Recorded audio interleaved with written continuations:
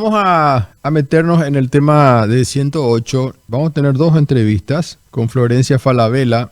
Ella es antropóloga, investigadora. Ella junto a Aníbal Orué y a Ramón Fogel habían hecho una investigación donde se tomó en cuenta el diario El País del año 1959. A partir de ahí nace esta investigación.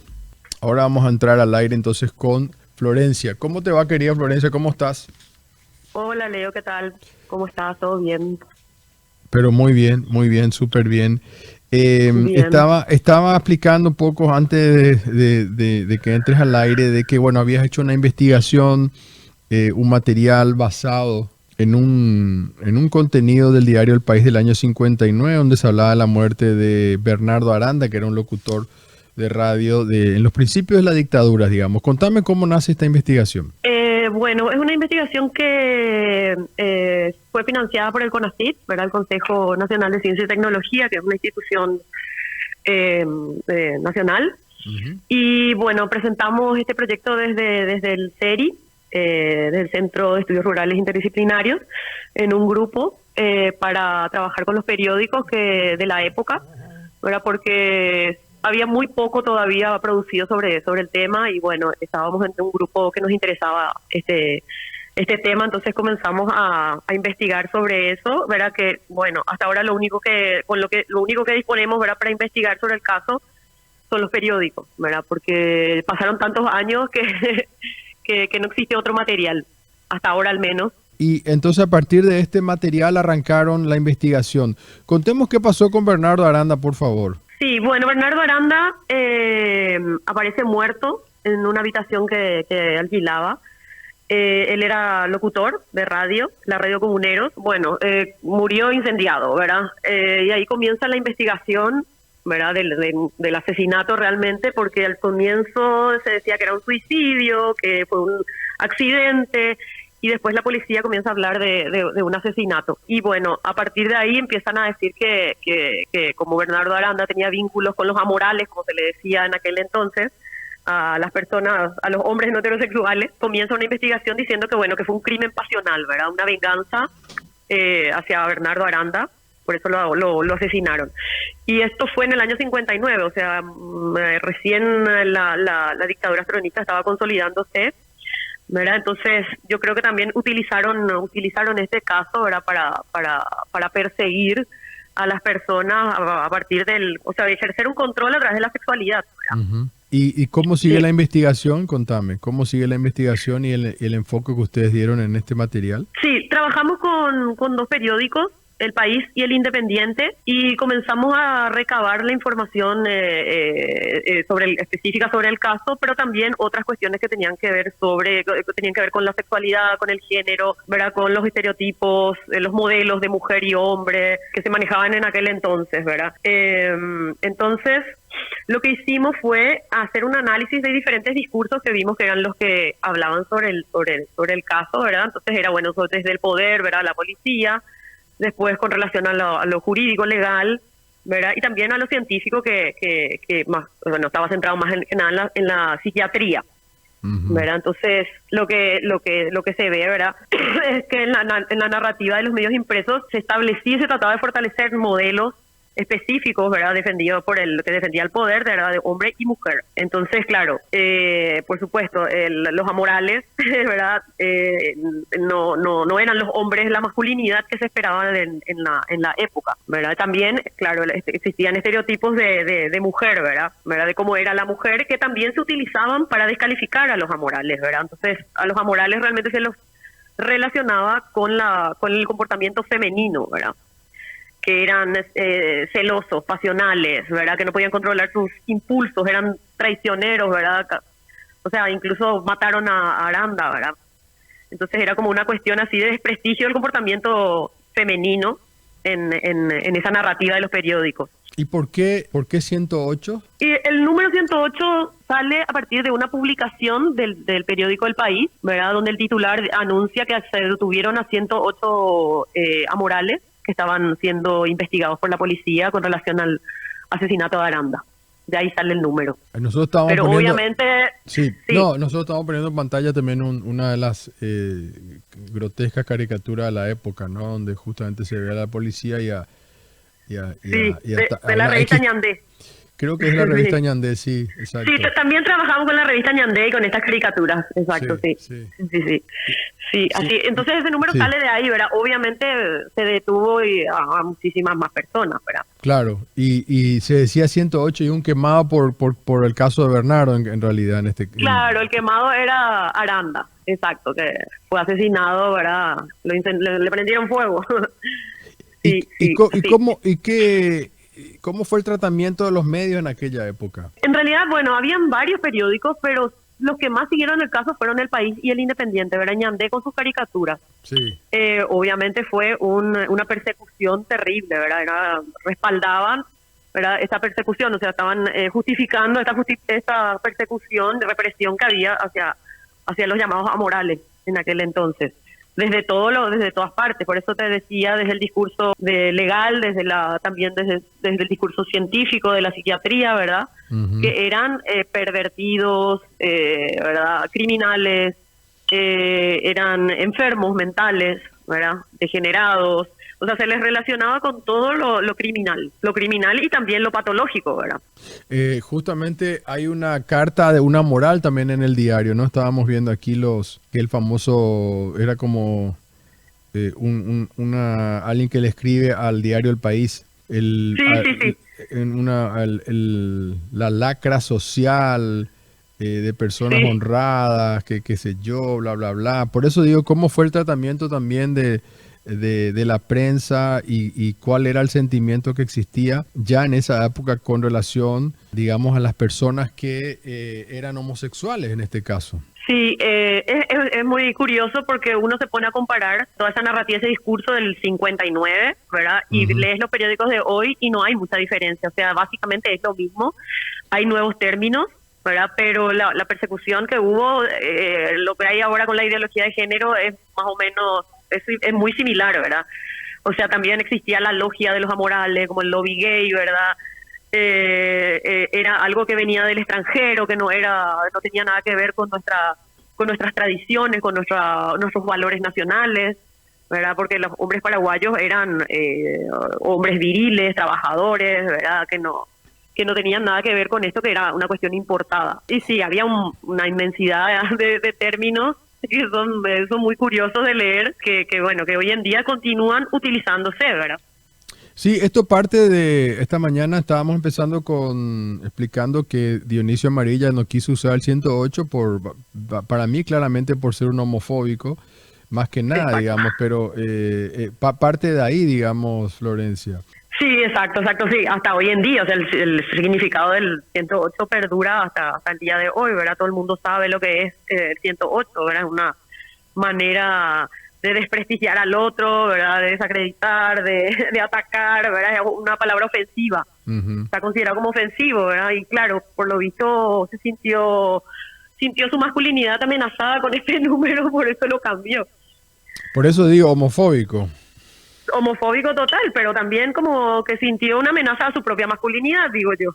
Ujú. ¿Qué quiere decir eso? Y que no sé, no tiene una seguridad por lo visto de su orientación sexual, de su identidad de género, ¿verdad? Ujú. Por eso ataca de esa manera, o sea, no lo haría, no tiene sentido. Pero Claro. sí, es un número que no existe, o sea, que fue borrado de las casas, no sé, de todas las numeraciones, ¿verdad? Fue eliminado hasta el día de hoy. Mi querida Florencia, gracias por tu tiempo. Un fuerte abrazo. Dale, muchas gracias por trabajar este tema, es muy importante. Muy amable. Gracias, Florencia Vale, chao, Falabella, chao. hablándonos un poco de la investigación que habían realizado. Ya le digo interesante, lo pueden buscar en internet, ¿no? Después por ahí, si encuentro el link, les paso. Con Ramón Fogel y Aníbal Orué. Género y dictadura en Paraguay se llama. Género y dictadura en Paraguay. Así se llama el material. Bueno, vamos a hablar con Erwin ahora. Entonces, querido Erwin, ¿cómo te va? Muy buenos días para vos, Leo, y para toda la audiencia. Muchísimas gracias por esta comunicación. A vos, querido, estamos hablando de 108 a raíz bueno, recién hablábamos con Florencia, ¿no? Del hecho Dionisio Amarilla, de este senador homofóbico que no le gustó, parece, el número y quiso sacar de la puerta. ¿Cómo te sentiste cuando leíste la información? Creo que hubo como un poquito encontrada fue la situación para mí. Por un lado me parece como esto indignante de poder que estos actos se sigan replicando y sobre todo en un lugar que representa uno de los poderes del Estado, ¿verdad? Pero por otro lado también me alegra mucho esta situación porque da pie para el debate, da pie para volver a hablar y saber y entender lo que es el 108 y no ese 108 como un insulto para callarle a las personas, sino un 108 como una consecuencia histórica de la dictadura en Paraguay. Sí, vos solés, de hecho creo que solés decir no soy gay, soy 108, ¿verdad? Así mismo. Eso es interesante utilizar porque muchas veces cuando se piensa en este término gay, homosexual, muchas veces está relacionado con lo psiquiátrico o lo patológico, o también con esta identidad muy alejada de lo que es Paraguay, que es los Estados Unidos, ¿verdad? Con otros procesos históricos. Porque en Paraguay, recordemos que no todos los homosexuales fueron detenidos, ni en el caso Aranda del 108, ni tampoco en el caso del 82, el caso Mario Luis Palmieri. O sea, el hijo del dictador era homosexual. Entonces no estamos hablando del ser 108, no significa tener relaciones sexuales con otro hombre. El 108 significa tener relaciones con otros hombres y además ser antidictatorial. Además de ser antifascista, además de ser democrático. O sea, ser 108 implica mucho más que una cuestión sexual. Me gusta eso porque yo cuando estaba hablando esta mañana de un proyecto de ley de Leite, Elizarela, de Natalicio Chase sobre ideología de género, dije que ellos son fascistas y además caretas, digamos, ¿verdad? Así mismo, perdón Leo que te interrumpa, ¿Sabes qué es esa ley? ¿Sabes cuál es ese proyecto de ley? Es la 209, Defensa de la Paz Pública y Libertad de las Personas. Es hecha una ley sin definiciones, sin un criterio jurídico para poder acallar a cualquier persona. O sea, te das cuenta, la ley 209 era Defensa de la Paz Pública y la Libertad de las Personas. ¿Quién no va a estar a favor de la paz pública y la libertad de las personas? Como esta ley también dice para defender la vida, la familia, obviamente que todos van a estar a favor, pero como carece de una rigurosidad, lo que se usa es como una forma de callar. O sea, imagínate, nosotros estamos hablando de esto hoy, del caso 108, y para esa ley podría ser interpretado como una violación a esa legislación. Entonces es una ley mordaza, es una ley de desactivación de la crítica y de la protesta ciudadana. O sea, cualquier marcha de mujeres puede ser considerada como una cuestión de ideología de género. Entonces es súper peligrosa y así como dijiste, son fascistas. Fascistas. Vos lo estás ampliando más y me gusta eso porque me da más argumentos, digamos. Claro, mañana una marcha feminista, si se aprueba esta ley, podrían ir toda a la cárcel, porque acá habla de temas penales y administrativos. Así mismo, muy grave para un contexto democrático que supone el que estamos, ¿verdad? Erwin, el otro día cuando estaba preparando el programa estaba leyendo muchas cosas y una decía, justamente cuando hablaba del tema género y explicando un poco lo retrógrado de algunos personajes, esto también apareció en Perú.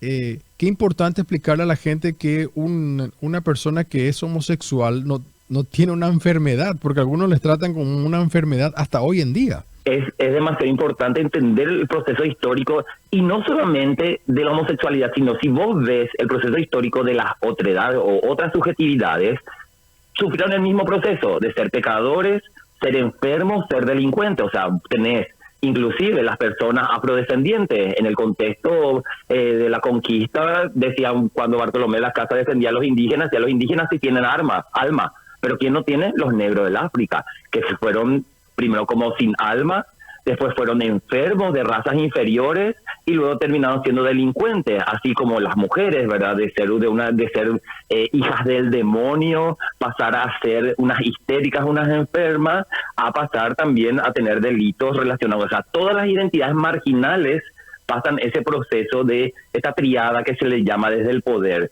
de pasar desde ser primero pecadores, como a los homosexuales se lo consideran pecadores y eran condenados a la hoguera inclusive, a pasar a ser enfermos, a ir a los hospitales, a los psiquiátricos, electrochoques, y al final de cuentas como un delito, ¿verdad? Entonces eso es un proceso, y que al final de ese proceso llega el de la ciudadanía, ¿verdad? Que es lo que estamos buscando. O sea, que no somos enfermos, no somos pecadores, no somos delincuentes, somos ciudadanos con todos los derechos y necesitamos que el Estado proteja eso. Eso es lo básico pedimos. O sea, entonces me parece muy importante esto de recalcar. No es una enfermedad, no es un pecado y tampoco es un delito, ¿verdad? Sí, y que no se contagia.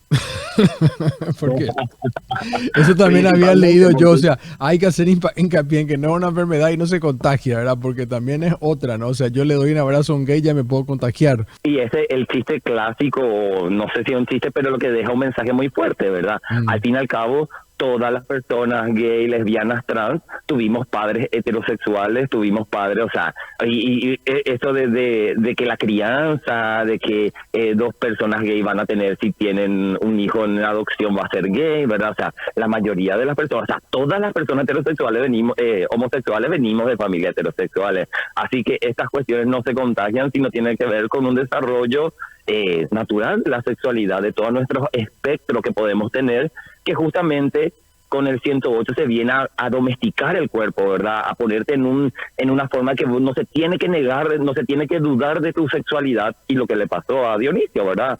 A lo que hace es decir, yo quito este número para que nadie dude de que soy heterosexual, que soy de familia. Entonces, el 108, en vez de ser un número, pasa a ser un sistema simbólico de control de la corporalidad, de la subjetividad y de las ideas políticas también. O sea, es muy fuerte lo que significa el 108 como mecanismo de control de las personas. Sí, sí. No, pero hay películas y también documentales, Erwin, sobre justamente esta cuestión de tratar a la homosexualidad como una enfermedad terrible, ¿no? De cómo los torturaban, le metían, pero de todo tipo en la psiquiatría. Históricamente, digamos, esto se ha tratado. Yo creo que hasta ahora hay gente que está convencida de que es así, digamos, ¿verdad? O sea, tiene un hijo con una orientación sexual distinta y entran en pánico y dicen, bueno, ¿cómo le puedo curar? O le mando no sé, a los militares, le mando al cuartel, no sé.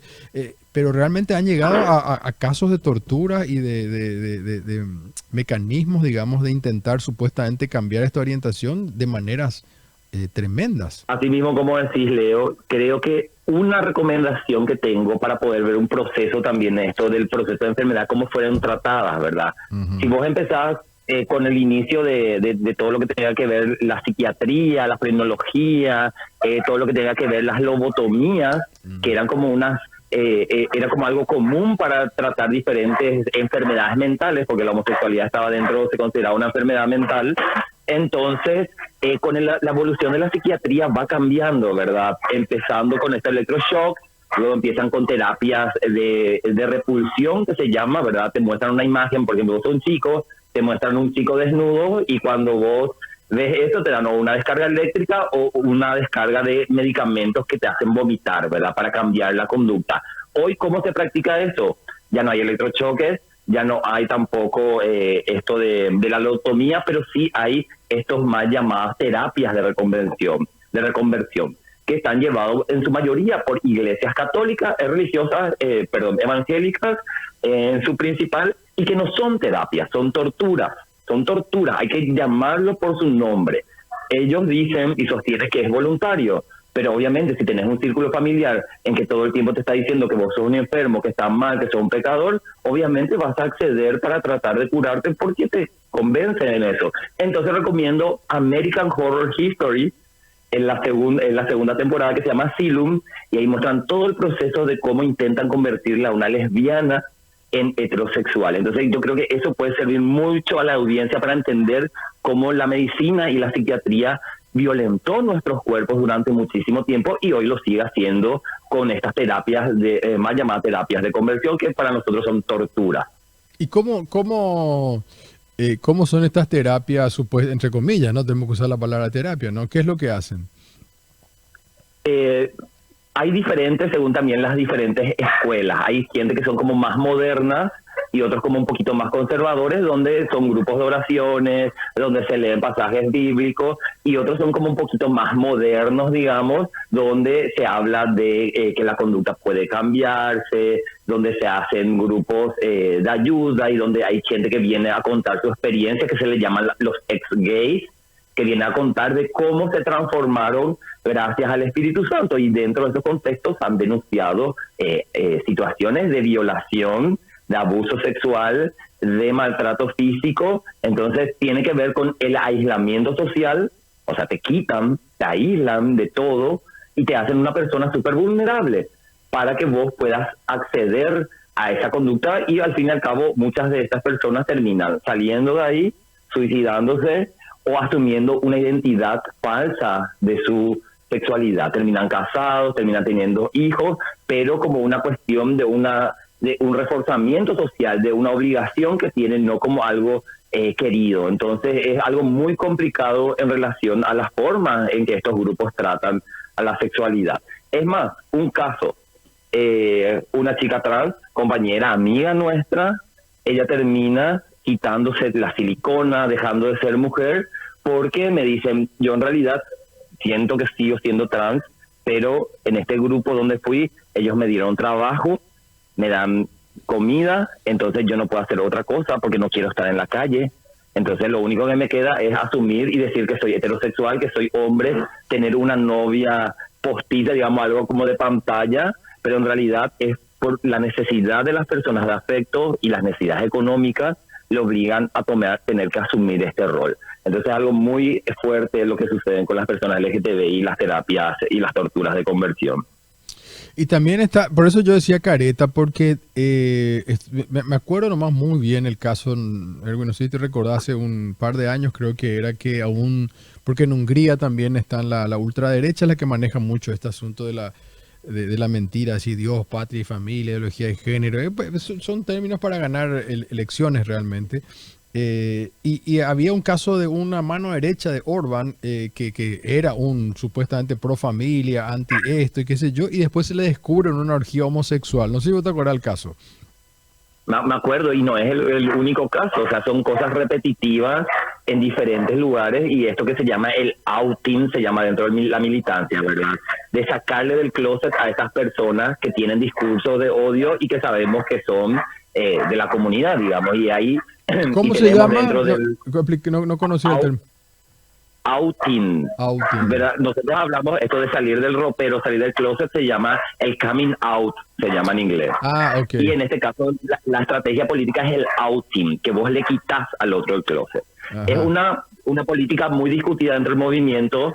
Yo creo que a ninguna persona hay que quitarle el closet. Uh-huh. Pero cuando se trata de políticos, que están difundiendo discursos de odio, para mí que el outing es algo súper importante de hacerlo para demostrar esa doble moral, para demostrar que no defienden la familia, para demostrar que no tienen ningún tipo de valor y que es una treta política, como vos decís, es para ganar directamente adeptos, porque como decíamos, ¿quién va a estar en contra de la familia? Todos estamos a favor, es una cosa así súper como muy loca, ¿verdad? Estúpido, o sea, todos somos pro vida y pro familia, o sea, ¿quién es pro muerte y anti familia, digamos? Es absurdo. Claro, obviamente, como que se queda de tantas veces que lo repiten como ideología de género, al fin y al cabo todo es ideológico, o sea, la religión es ideológica, es una ideología, es una enseñanza, una instrucción que nos introducen en el cuerpo y en la forma de pensar. Todo el pensamiento se basa y se respalda en ideas, en paradigmas, y eso todo es ideológico, pero como le ponen ideología de género, como la dictadura, ideología comunista, al poner ideología es una forma de decir, ahí está el cuco, pero al fin y al cabo todo discurso es ideológico. Finalmente, ¿por qué es importante hablar del 108 de nuevo hoy día, mi querido Erwin? Porque desde la caída de la dictadura en Paraguay, las personas LGBTI continuamos en la misma situación. Llegó la democracia, tenemos una nueva constitución, pero las prácticas que se tienen hacia la comunidad siguen siendo las mismas. ¿Por qué hay que hablar del 108? Porque tenemos que conocer esa historia que no es la oficial, esa historia que está oculta, que tenemos en este país, y sobre todo para decir, en Paraguay, 1959 estamos hablando, las personas no heterosexuales existían, en la colonia existieron y siempre existimos, que no es algo nuevo, que no es una moda, porque eso es como algo muy repetitivo, como que esto no es natural, que esto es algo nuevo, que viene del extranjero, como ya lo decía Florencia hace rato, ¿verdad? Que viene de las Naciones Unidas, que viene del máximo cultural. Entonces es muy importante reconocer el 108 para decir, esto sucedió en el país, fueron crímenes de lesa humanidad, el Estado tiene que pedir disculpas y se tienen que hacer políticas reparatorias, y dentro del sistema educativo tiene que estar como una forma y una materia en las historias recientes del Paraguay para que esto no vuelva a suceder. Hoy quitaron de una puerta el 108, mañana con esta ley que está proponiendo Lizarela podemos ser nosotros los nuevos 108 que vayamos a parar otra vez el centro de detención por ser quienes somos, ¿verdad? Nunca hubo una reparación histórica, ¿verdad? Decís sobre el número, sobre lo que ocurrió.